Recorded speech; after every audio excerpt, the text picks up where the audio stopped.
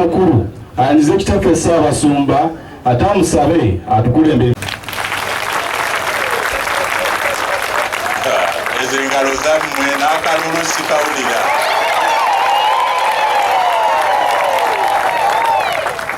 Mukadde waffe Ssaabasumba Paulo Ssemwogerere ow'essaza ekkulu ery'e Kampala tukwaniriza nnyo nnyo nnyo.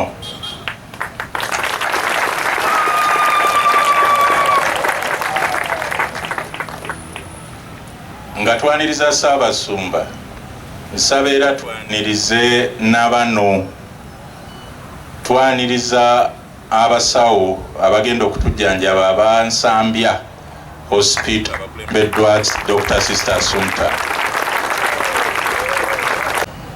abasiikale ba Papa weebali, Rotarian Governor Katonda, Deputy Mayor, bakansala bonna bannabyabufuzi bonna tubaaniriza. Twaniriza abava mu gavumenti y'Emmengo tubaaniriza nnyo. Ffe ab'Eggaba tubaaniriza nnyo. Konfirmasiyo olwaleero mwebale nnyo mwebalire ddala mu kitambiro kino. Nammwe mwenna temugamba nti mbeerabidde, nammwe mwe Ssebo Mukadde waffe Ssaabasumba katukusabe okulembera mu kitambiro kya mmisa.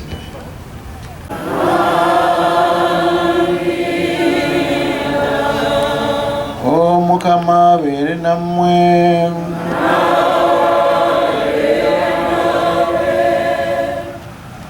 Sirikirire ze tuzze nazo atugwanyize okumutendereza mu kitambiro kino ekitukuvu kimusanyuse.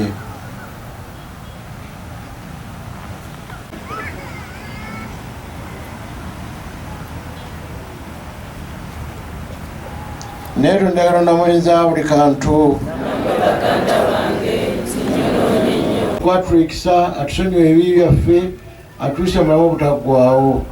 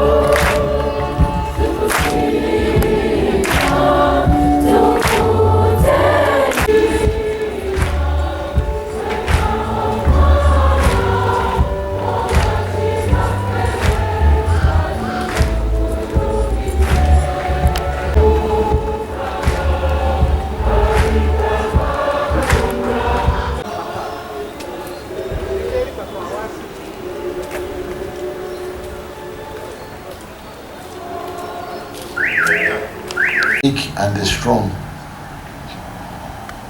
We are all one family, different colors, one people. As Lucky Dube sang some time back, that we one people. We pray for that because which has been there even traditionally. Because this gospel was written 2,000 years ago, which God has given to us, with so many of us. Let us ask God that He may give us the spirit of brotherhood, sisterhood, that we may be one. As we have heard the parish priest saying, children of Him, children of the parish priest, but more children of God, the parish. I would like to congratulate you upon what you have done, putting a lot of energy. I'm sure you're putting a lot of energy and launch so many things today,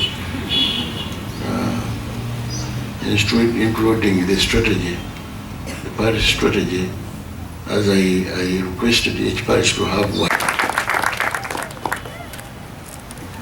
Bakulu basebo ne n'okumpa omukisa n'ensomala mu olunaku lunaffe luno olwa parish.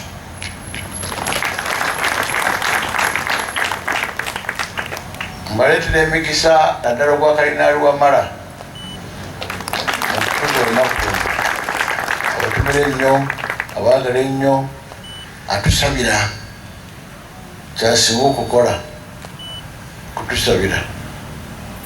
Era yagamba tennakimuluma, yeebaza Katonda kuba alya bulungi, anywa bulungi, akyalowooza bulungi, aw'amagezi, akola dduyiro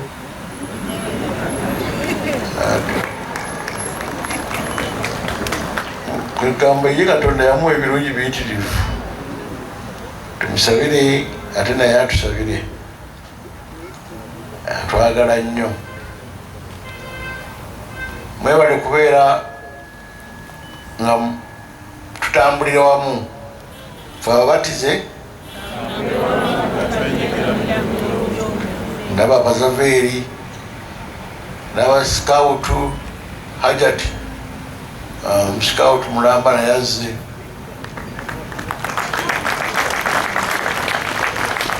sirowooza nti mulengama yamuleesi wano yekka niffe ffenna kubanga ffenna tutambulira wamu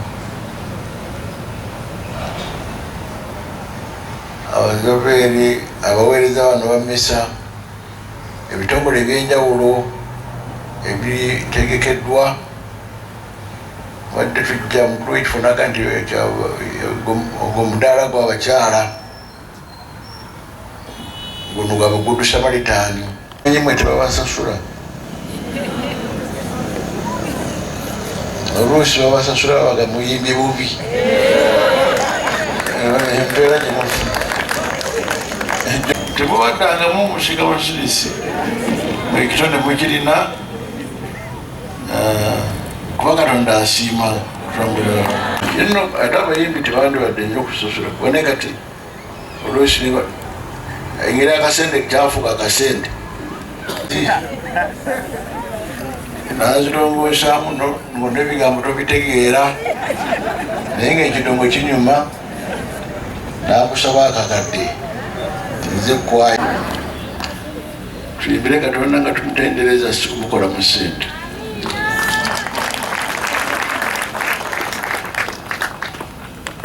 olunaku luno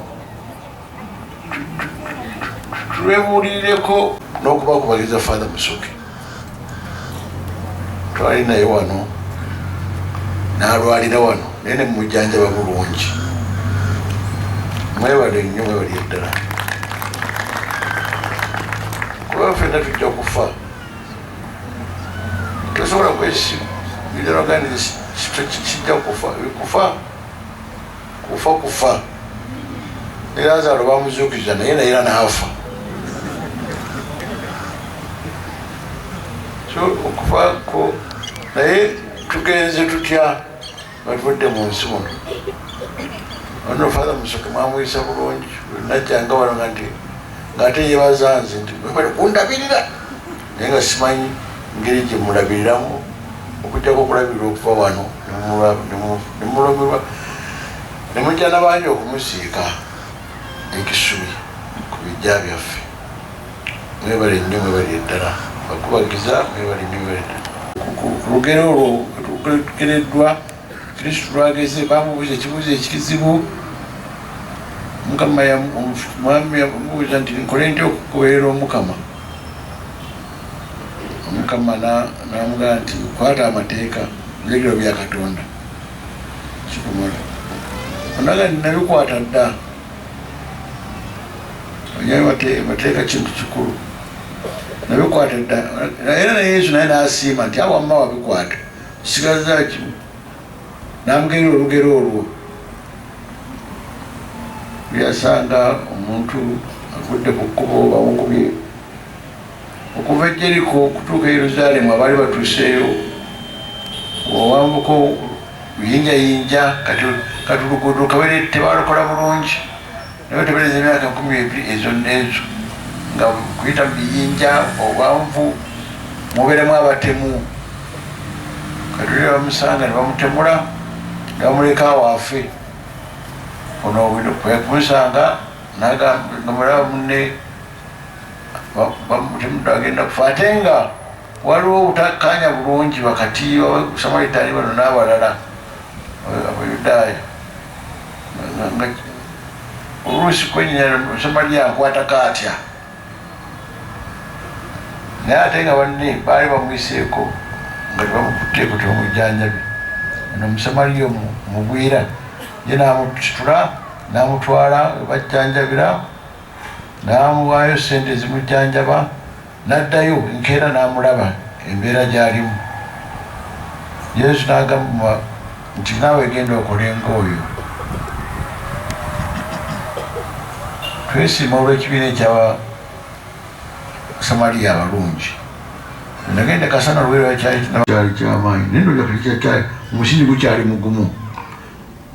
Twali tugenda tulina Abasamaliya abalungi wetuli era nga nti webaabano newali omuddala weeguli ogw'okusikiriza abantu batuwe ku ssente tusobole okuyamba abanaku kubaddewo nabo tebagenda kuggwawo. Genda naawe okolenga oyo. Njagala okwebulira ku kino ku nsonga bbiri. Ensonga esooka nti kituufu accident zijja kubaawo. Ebizibu eby'engeri ng'ebyo bibeera bingi. Kyewuunyisa okulaba nga ne ku mulembe gwa Yesu mwalimu abatemu. Tusabe Katonda atuyambe obutemu buyitiridde. Ate tubabeera kirabika tewali kikolebwawo. Obw'emmundu tubiwulira mu mawulire ne tulowooza lwanaabala ekivuddeyo ne bagamba bakutta omwana magara oba ogwokukirawo ogwo ogw'amagara. Mwana muto omulimu gwe bamuwambye bamusse. Ewiiki eyo ewedde ono kapo abafumbo bagenda okukola emirimu gyabwe ate nga bayivu mu Switzerland ne bakolayo ku busente bakaddiye bakomyewo eka bawummuleko emyaka gyabwe gisigadde bali mu nnyumba yaabwe mu ddembe tebalina gwe batawaanyiza. Omutemu n'ajja mu nnyumba bombi n'abafumita n'abatta n'abulawo nga talina kisa okufumita. Abamu abakyala batya okutta enkoko kireke kirumya so nga baagala oggirya naye nga naye anagisala nze sijja kugisala. Ate yasooka okutema n'atema n'ayongera ate n'amanya nti omutima guli wano n'afumita oyo n'afa n'anoonya n'omulala. Tukyali bantu tetukyali bantu ye tuli kuki tulina nsolo kuba ensolo nazo zissamu ekitiibwa ensolo ginnaayo ziyigandala naye ensolo ginnaayo ekifaa w'ekika kyayo egikuuma bukuumi negirabirira bulungi. Tusabe ku Sande eno twewulidde ku lugero luno omutima ogw'ejjinja ekko eryo litulimu okutulugunya okutta okulumya okuba obujja efutwa olaba munayita njamu akawungeezi tumuteeke wano wanaayita oluusi no biri ne maka ne mu famire ne mu booluganda kibi nnyo tukyebulireko tukivumirire obulyawo kinaayambako nakiteeka mu mpi. Tusabe ne security ebeere nga ekirondoola bwe bakumanya nti bakukwata owakiri obeera mwegendereza n'omanya nti kyokola kikyamu ne bwatabawo kikolebwa ate bikola ebyengeri bijja kweyongeza. Naye bwekiba nga kiweddewo kino kyensonga ey'okuliweko buulirako naawe genda okulenga oyo. Naba abeetaaga obuyambi bangi nnyo. Obuli genuine oluusi abapoison and twetaaga obuyambi bangi ate neluusi ne bakozesa abo abatene okubatega. Nze waliwo omuntu wange mu biseera biri ebya AIDS naye nga muli evil Samaritans sibalungi. Ekyo nakyo tukyebulirako nti omulimu gwenkola Samaliya omulungi okola ku lwa bulungi bwange ku lwa kusanyuka self satisfaction oba ngukola lwakubeera oli nentwala dinaali zange 2 nenzimuwa abeere bulungi, ekyo nakyo kirungi. naye n'ekirala obutabeera na mutima gusosola mu kuyamba. Oli munnamawanga n'osobola omuyamba. Science okulaba nga tulina abamemba Abasudani bali wano, Eritreans bali wano, Abakongo bali wano, Abanigerians mbogeddeko, naye n'amawanga amalala agakulusi tusosolagana. Nze ava Gindi, oli ava Gindi, oyo musajja w'ennyindo ntono, eno nnene, eyo eri bweti. Obuntu obwo bunyiga ne bumalawo emirembe mu kitundu mu bantu, ne bwe tubeera Bakristu. Era kuyisaamu omumwa kuyita ng'akumaze. Buntu obwo bubeera buzibu nnyo nnyo nnyo. Bwonoona omutima omulungi Kristu gwatuwa ogw'okubeera nga ffenna tuli baana bannakalama bandeemu eya Mukama waffe Yesu Kristu. We journey together. We journey together. Tutambulira wamu as synodality nga Papa Francis Beyuvurekera okugenda as pilgrims of hope together and paying taxes. Bw'otuukiriza ebyo obeera kale kale naye n'okwa Father yagenda n'avuga emmotoka bwe yali Father, omanyire Father Nkera yaliko eyo mu America, adduka emisinde speed bwe yatuuka ku koona omanyi bwoba neriteeka kati Father teyayimirira kubanga tewali namuyimiriza, namugamba Father omenye etteeka nti titoyimiridde titibadde emmotoka tititoyimiridde teeka libeera tteeka gye batuwulidde mu ssomero esooka amateeka g'Omukama twagavaako dda. That's the law. Ngenda kusoma misa olunatale kugenda kusoma misa budde bumpiseeko namugamba naye kuba omenye etteeka kuba tebamusasuza ssente ate the law is the law. God is law. Oyagalanga munno nga goyini bw'oyagala, oyagala Katondawo okusinga ebintu byonna. Ate naddala nga family eya Good Samaritan beebaza eyaggaba beebaza okuddaabirizayo Good Samaritan neza omwaka guno tuzisaba namunso wakola namunso ate ali ati enswazi nti yenkola bwe bamutonda bwe bati abadde tulina kati embira ennyumba y'abakadde omuzira lugukoye kutegeezete nga bafunze tuli bangi nnyo nga tukyalina ebifo tulaga nga twetaaga okufunayo ekifo ng'abalala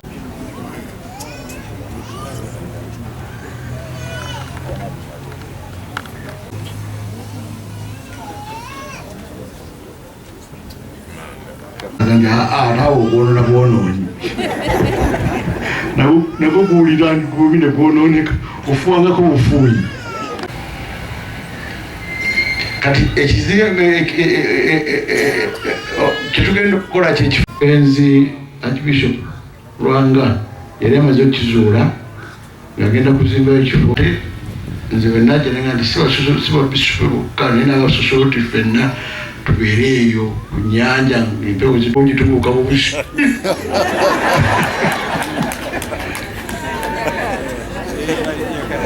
Kakati nno puroguramu nnene nnyo kuba tusuubira nti ate tujja kuteeka abasosoloti bokka embalala bali Karamojja mwandyagadde okuta bakwateko myezi 2 amugenda tusooka omuzeeyo eka n'omuterekawo ne tumukulabirira bulungi naye naye n'otuwa ssente ez'okumwe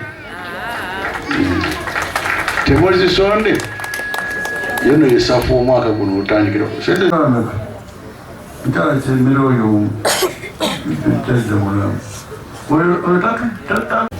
twesunga ate tuzikozese bulungi nga biri mukaaga October getimagana naye abawala ababiri ku layini yaabwe n'abalenzi babiri ku layini yaabwe.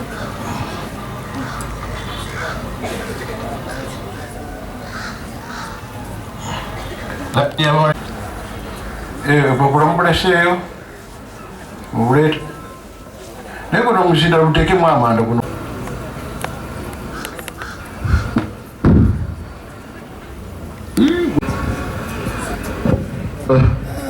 Abazaveeri bwe beetala bakwatidde Archbishop Manvuuli ateekwa okuba nga beebana abaana mwebalinya obulenzi buliwa awanika omukono gwe mansookerako abaagala mbasookerako muwanike emikono omu bwagwa nga mwenna mukoze eki aliwo gwagamba asooke ekibuuzo ekyomu gwegwe mbambuuza amanya gogwani Buziga omulesiibwa mulimu yakoze leero waliye tusabira ayimireko tumulabe amayimirira amasabo imuka mukyalaani kusanyigereko okujja okwerekera ku mwana konfirmansiyo wayaze oyo walowooza nti ase naye tiyazizindulu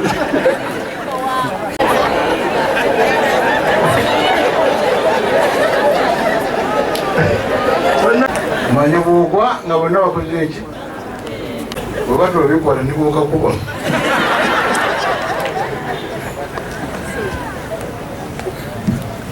kakati ono agambe agenda ku busosoloti ogenda kolaki kubeera musista eyo sakalamentu ki era yebeera olediini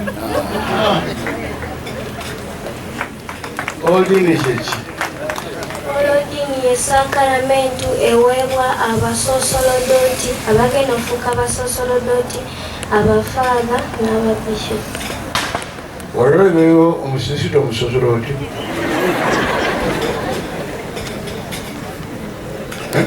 omulayo omusosolodoti omusista siwogambe abasisita balina ekibiina ngaabasisita musakaramento omusanvu mwegenezia abakazi tebafuna musosoloti yabafuna nabona budyakoni tombuuza ebyo buuza paapa ne kristo iba tebabuuzibwa bibuuzo wayagala okubeera odeindi genda obeere pasita awo mpozi naye bona obeera eno naye bona batubadde mu ordination nanosita busobodde ogenda kukola otya sobodde kubeera mu ordination togenda kubeera musisita nasobodde beera musista nsobola okubeera omukyala ow'obuvunaanyizibwa nga mpeereza ku ekereziya nga nfumbiddwa mu bufumbo obutukuvu ebyo nosoma nkulu kubanga bangi wano abali wano tuli mu nsonga mpitirivu tuli mu bufumbo obutukuvu naye mmwe ngaye bugenda ku bufumbo ki bufumbo obutukuvu era babayigiriza ekyo kikulu nnyo tolinda mbaga nene tolinda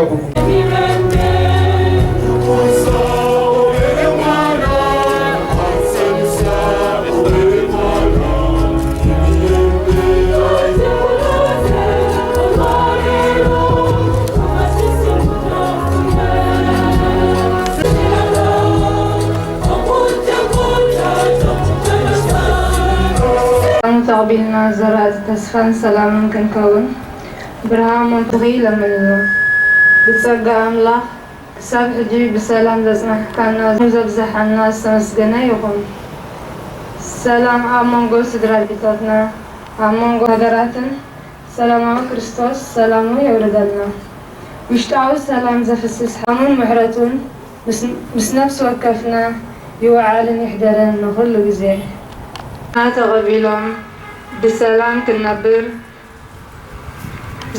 سلام كسانة كله براكين عبرنا لمن وإግዚአብሔር አምላክና وملء عالم تزرقحان زلا قدس بيت غرسان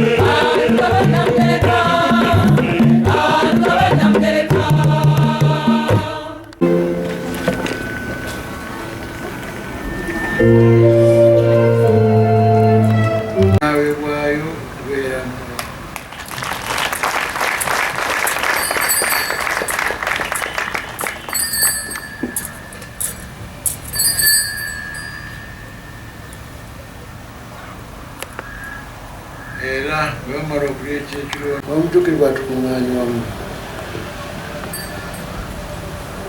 Jjukira ayi Mukama Ekereziya wabunye enkulungo y'ensi mujuze yenna okwagalana wamu ne Paapa waffe Leo n'Owepisikoopi waffe Pawulo n'abona Abansolooti mu Diakoni ne Bunnaddiini. Mirembe n'emirembe.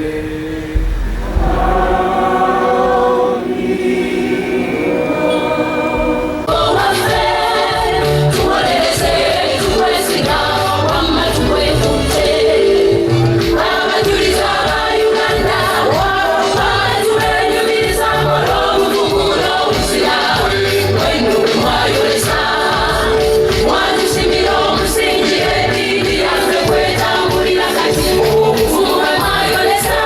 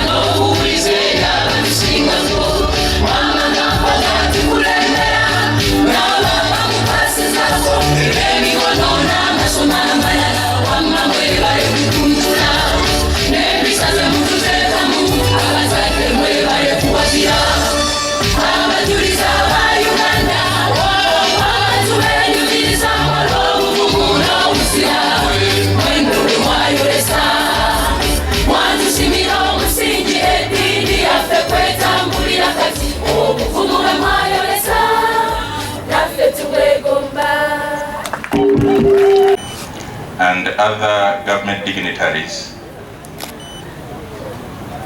the Purple Knights,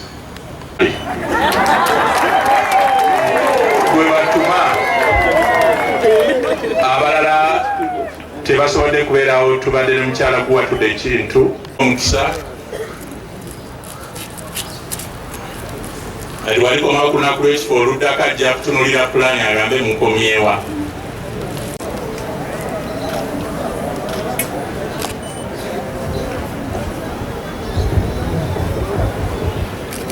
Ogenda omulimu guno mulungi ate nga gukoleddwa professionals mwebali eddala. Ntinda parish yasooka okunkwasa plan eno kakati gaba yakubiri, mwebale nnyo. Ate yalikecheki institution ye Kampala eyakidiocese.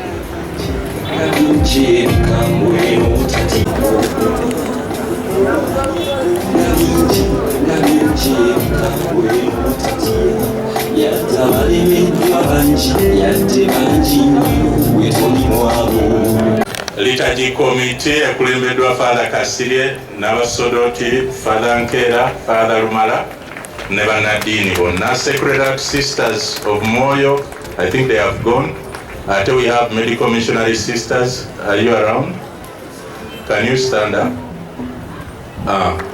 Thank you very much. Ne Good Samaritan Sisters, Banakaloli Brothers.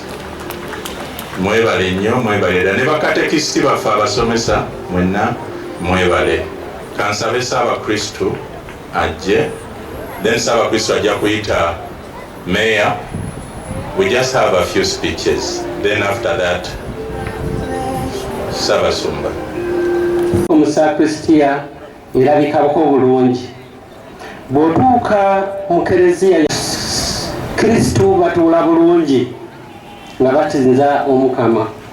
Ate oyo nno ndi mwana tamanyi mutabani we Ssemwezi n'abalala, naye waliwo kye tucelebratinga. Pulaani bagitulaze. Abantu b'eno eddwaliro bonna abadde bagenda Nsambya Gaba, bano abeeno bamanyiize mu Bukatuliki njagalayo oluyimba lumu, twandibadde tutya singa Kristu teyajja. Twandibadde tutya singa Kristu teyajja. Twandibadde waffe Kristu yeebazibwe. Nze muntegeera yange eya Nuupu eya Kyagulanyi. Omusajja oyo amasomero amalungi g'Abaminsani, amalwaliro amalungi g'Abaminsani. Ate kati tubadde tuli awo ng'era Abaminsani basembeza wano eddwaliro. Awo nno Katikkiro yagamba musaanamu engalo za bwana mukulu. N'olwekyo omusajja oyo okujja kwe kwataasa eggwanga lino ku Uganda ya leero, kubanga buli kimu kyonna ky'Abaminsani. Ogenda Lubaga, naffe Abasiraamu nno ekibuli tumanyi nga Nabbi Isa, era naye so n'olwekyo engalo ezo zempulira ate za Ssaabasumba okutuwa omukisa. Maliriza ebigambo byange, olunaku lwa kwebaza batulaze ndo bwe tulidde ate bagenda kubaawo ekirala. Bwe mbadde ndaba ku puroguramu ndabyeko ekyemisana. Ate twali ku lunaku lw'essaza eyo ebbiina wali bali b'abavubuka, Ssaabasumba nali ngenda n'agamba tokikolanga, osookanga n'olya wano, era ayinza okubajjukira bulungi twali tulinnya amataala. N'agamba abasajja basatu baali bagenda okufuna zaabu. Munene abagamba soke tufune kuono Baale ngenda kuva mu ofiisi nga naye nkola naye ngenda kutambula ne Pulezidenti Kyagulanyi na Baale yagenda okubeera acting deputy mayor. Kubanze kati ngenda kuwa MP Makinge West naye ku byenkoze nja kubeerayo akaseera katono kuba ndina okunoonya akalulu ka Kyagulanyi. Kubanga Bayibuli eyo ngisoma nga bwe mumanyi eno ndi Bukojja. W'osoma Samwiri chapter ey'omukaaga layini 17 awo n'okkirira, mulimu omusajja kabaka yakola ebyamagero nga bamuyita Dawudi. Kaloteryani mbalamusizza. Dawudi Samwiri ayogera ku musajja yali omuvubuka nga mulunzi ng'ate musunyi wa gita n'akuba Goliyaasi enkonyogo. Ali wano mu Uganda asuna gita ng'ayagala obwa pulezidenti. Ali asuna gita ng'ayagala obwa pulezidenti. Yakola ebyamagero n'ebigambo ebyo siriya wange Katongole mmanyi ogusambira eri naye olaba obukatuliki bwa balansinze kala weziri tewali muleme gwetyemuka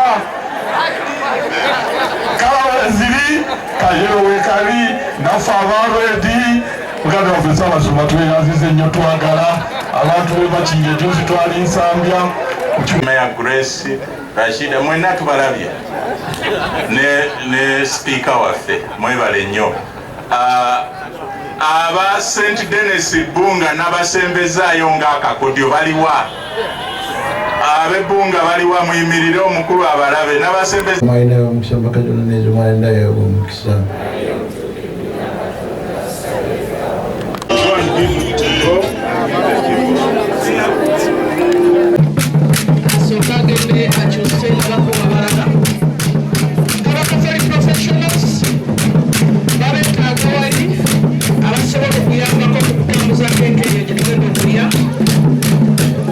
members of the Ghana Catholic professionals.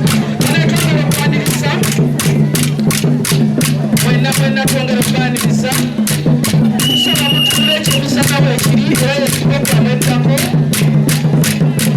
tugenda kusooka na keke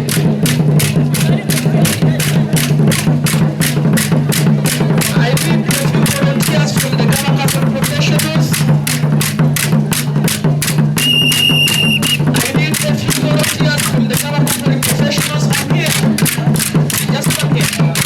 olw'ekifo mukatulye bayita parishide ne mukadde waffe ku Katonda Ssaabasumba ekereziya ina ebyokulabirako bingi obutafaanana gavumenti yali badde erabira ku ekereziya kubanga ekereziya buli weejaguza olunaku ebaawo kyeyanjulira abantu olwaleero kyetukoledde abantu baffe ababadde eno bonna badde bagenda Nsambya Kibuli Lubaga babasembereza eddwaliro wano ekyo nno kikulu nnyo nti buli emuserebuletinga kyetugamba ne gavumenti tujaguze nga independence nga tugulawo ddwaliro tujaguze nga independence nga tugulawo kisaawe kya mupiira tujaguze nga independence nga tugulawo flyover kati ekereziya ekulaze nti Ssaabasumba okujja gwe wadde atuwadde ekitambiro ky'emmisa n'omukisa naye ate bamulaze strategic plan emyaka 5 gye balaga naye ng'ekisinga obukulu ly'eddwaliro erigguddwawo era njagala okwebaza management ya Nsambya ekyatuwadde abasawo era nkubiriza abantu b'Eggaba Buziga Kawuku eddwaliro liri wano across ku St. Karoli Eggaba era naffe tugenda tuwagira nnyo era nze nga mmeeya nafunye emiti gye ngenda okugabamu ekereziya mu makanisa n'emizikiti bagiyita organic apple trees nagiraba California era ngenda ngigaba natandikidde ku Yes Center twawaddewo emiti 10 kate nijugulira emyaka 2 gyokka nga abantu batandika okunoga buli muti guvaako ebibonga 3 so kati ekyo nkiddiza amasinzizo nga maliriza emirimu gy'obwammeeya ngende kujja parliament abantu gye balinzijukirako ate nga kyattunzi nnyo bakuyita ebikoola bivaako amajaani so nga tuzeeku guli omulama gwa leero gwakukyusa bulamu bw'abantu ekereziya njebaza era nebaza abantu bonna abakristu abateekamu ensimbi naffe n'amadiini amala tukirabireko olwaleero Ssaabasumba atulaze nti balina homukeya ebyo homukeya biri mu Amerika abagadde gye balabirirwa ffe abasiraamu tukyali mu kunene nga natuziike mulimbo tetuziika mulimbo bannaffe abakadde babakoledde kibayita homukeya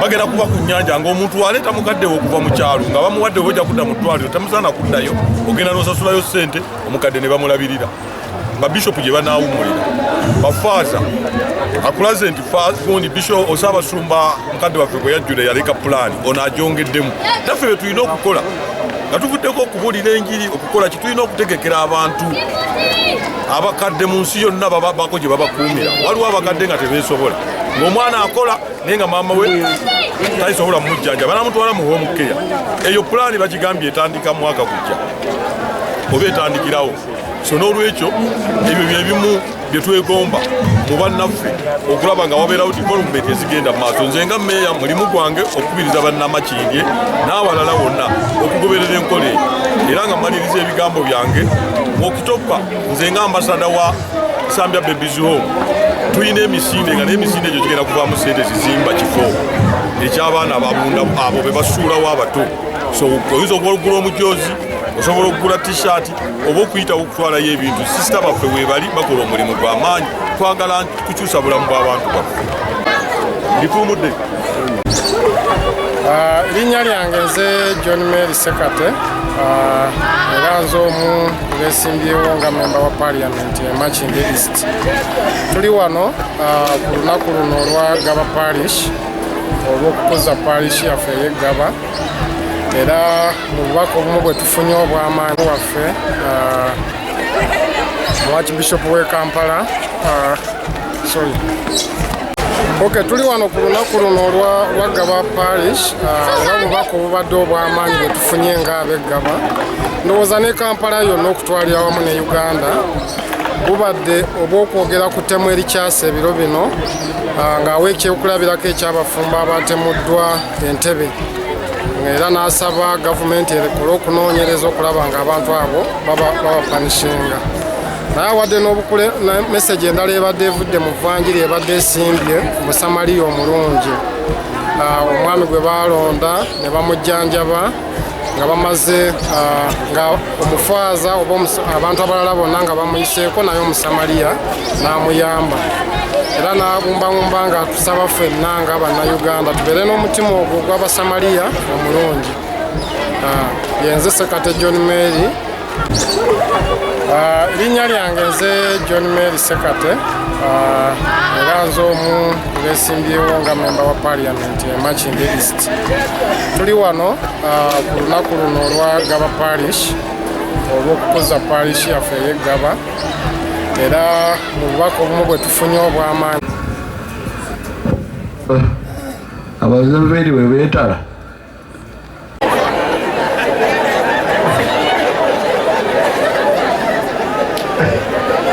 تغبيلهم بسلامك النبر سلامك سانة كله براكين عد naye waliwo kye tutelebratinga pulaani bagitulaze abantu bene eddwaliro bonna abadde bagenda nsambya Gaba bano abeeno bamanyize mu Bukatuliki njagalayo oluyimba lumu, twandibadde tutya singa Kristo teyajja, twandibadde tutya singa Kristo teyajja, twandibadde waffe Kristo yeebazibwe. Nze muntegeere yange eya Nuupu eya Kyagulanyi, omusajja oyo amasomero amalungi g'Abaminsani, amalwaliro amalungi g'Abaminsani, ate kati tubadde tuli awo ng'era Abaminsani basembeza wano eddwaliro. Awo nno Katikkiro yagamba musaanamu engalo za bwana mukulu. N'olwekyo omusajja oyo okujja kwe kwataasa eggwanga lino ku Uganda ya leero, kubanga buli kimu kyonna ky'Abaminsani. Ogenda Lubaga naffe Abasiraamu nno ekibuli tumanyi nga Nabbi Isa, era naye so n'olwekyo engalo ezo zempulira ate za Ssaabasumba okutuwa omukisa. Maliriza ebigambo byange olunaku lwa kwebaza, batulaze bwe tulidde ate bagenda kubaawo ekirala. Bwe mbadde ndaba ku puroguramu ndabyeko ekyemisana, ate twali ku lunaku lw'essaza eyo ebbiina oba lwali babavubuka, Ssaabasumba nali ngenda nagamba tokikolanga, osookanga n'olya wano, era ayinza okubajjukira bulungi twali tulinnya amataala, nagamba abasajja basatu baali bagenda okufuna zaabu, munene abagamba soke tufune kuono Baale ngenda kuva mu ofiisi nga naye nkola naye ngenda kutambula ne President Kyagulanyi na Baale yagenda okubeera acting deputy mayor, kubanze kati ngenda kuwa MP Machinga West, naye ku byenkoze nja kubeerayo akaseera katono kuba ndina okunoonya akalulu ka Kyagulanyi. Kubanga Bayibuli eyo ngisoma nga bwe mumanyi eno ndi Bukojja, w'osoma Samwiri chapter ey'omukaaga layini 17 awo n'okkirira, mulimu omusajja kabaka yakola ebyamagero nga bamuyita Dawudi.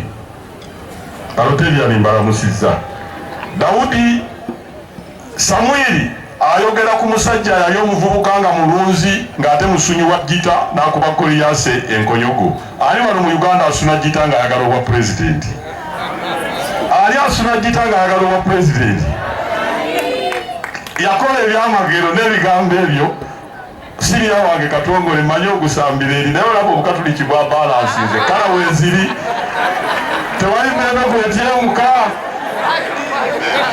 kala weziri kayero wekali naffe abalwedi muganda waffe Ssaabasumba tweyazize nnyo twagala abantu be Machinga ejuzi twali nsambya asooka agende akyuse nga bakuba balala